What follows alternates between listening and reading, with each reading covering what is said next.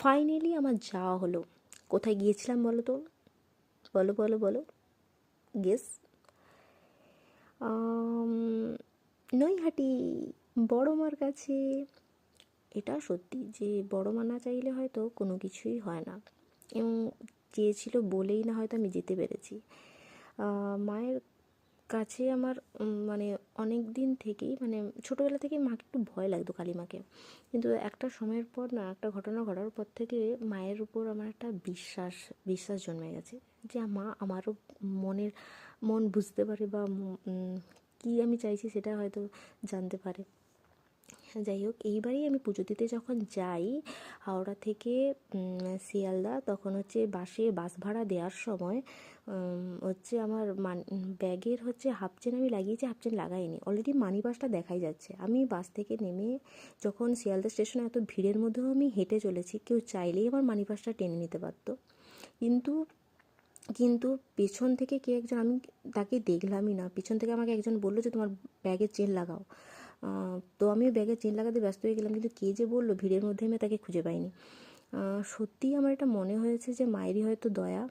যারা মাকে বিশ্বাস করে তারা হয়তো এটাই ভাববে যে মায়ের দয়া ছাড়া কিছুই নেই। মা যদি ব্যাগটা চুরি হয়ে যেত, আমি কিন্তু আর পুজো দিতে পারতাম না। মা চেয়েছে বলেই না হয়তো পুজো দিতে যেতে পারলাম এবং পুজো দিতে পারলাম। কেশবদের হচ্ছে একজন গানের শিল্পী। তার গলায় মায়ের অনেক গান আছে। একটা গান আমার খুব ভালো লেগেছে, তো আমিও তোমাদেরকে একটু শোনানোর চেষ্টা করছি, ঠিক আছে? কালী কালী মহাকালী, কালীকে পাপহারিণী, ধর্ম কাম প্রদে দেবী, নারায়ণী নমস্তুতে।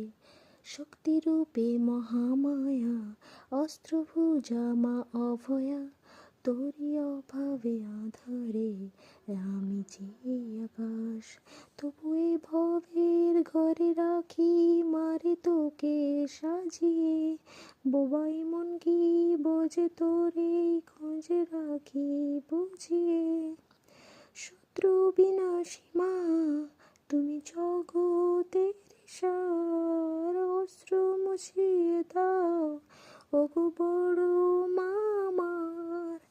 ও মা, ও মা, জয় জয় বড় মা। ও মা, ও মা, জয় কালী বড় মা। ও মা, ও মা, জয় জয় বড় মা। ও মা, ও মা, জয়